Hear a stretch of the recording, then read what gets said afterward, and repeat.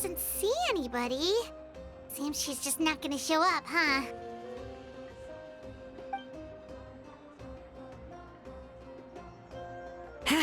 Well, we tried to be as considerate as we could, but she's under no obligation to help. That might be true, but this is still a request from the Pyro Archon, right? Shouldn't the subject always answer the call of their Archon? A subject? Well, if you ask me, I'd say we're all more like friends with the Archon. Yes, Mawika is our leader, but that doesn't mean there's any kind of tall barrier between us and her. The only thing is that she often has very high expectations of us. Huh. So even though she's super powerful, it sounds like she's actually pretty down to earth and easy to get along with. Unlike that old hag Granny Itztli, right? Does she think she can ignore us just because she's famous? You all talk about her like she's some kind of huge deal, but she didn't even bother to reply to our letter! Seriously, if she didn't want to come, she could at least let us know.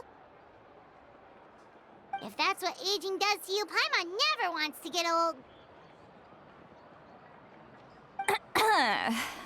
Oh, really? So, that's how you see me? Who's there? Who's talking next to Paimon? Oh, don't mind me. I'm just a disgruntled old hag, right? Come on, relax. I'm sure my bark's worse than my bite. Huh? Citlali. Wait, you're Citlali? You're Granny Itztli? Yes, Granny Itztli. But emphasis on Itztli, not Granny. You must know this trope from light novels, surely. They use it all the time. The young man who's actually the oldest person in the room. The girl next door who turns out to be a seasoned veteran.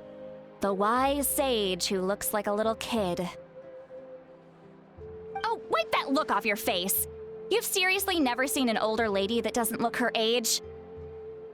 Okay, well, don't go thinking it's a trick either. See? I'm barely wearing any makeup. Did I forget to mention, she's called Granny, but she's actually pretty young. It was an honest mistake. I guess we've just gotten used to it. I'm sorry. So, how old are you actually? What? How dare you? Don't you know it's rude to ask a lady her age? Paimon really didn't mean to offend you, it's just that your case seems really unique. Oh, Paimon just wanted to apologize, but now she's putting more and more of her foot in her mouth. Really, Paimon just got a little mad since we thought, well, you were gonna leave us out to dry.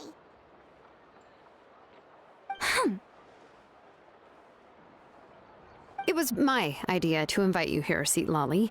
So if you're upset, you can just take it out on me. All right. I was only joking. I didn't mean to chastise anyone. There's really no need to take all this so seriously. If anything, I'm gonna feel awkward if we keep this going. I received Kenichi's letter and was planning to attend this meeting.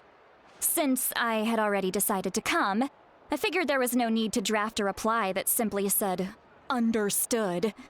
Besides, just showing up is the most important part, no? But, of course, it's also natural for people to get held up by one thing or another as they're trying to leave the house. It certainly was a bit awkward to see that everyone else had arrived before me. At first, I was thinking of quietly sneaking over, but since you were already here waiting for me, I started to think about how I should phrase my apology, only to hear you all talking smack about me. Anyway, that's the whole story. Honestly, it's not like I owed you an explanation anyway.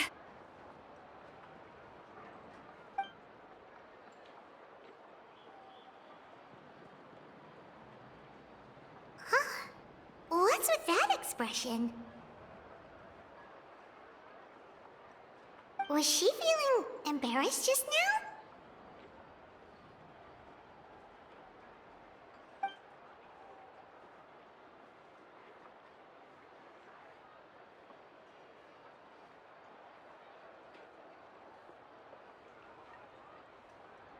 When the Masters of the Night Wind say they struggle dealing with her, I wonder if the feeling is mutual. She seems to be pretty awkward herself. Everything she does and says seems a little forced.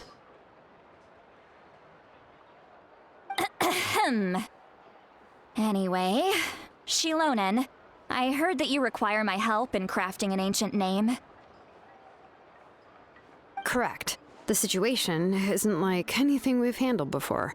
Let me explain.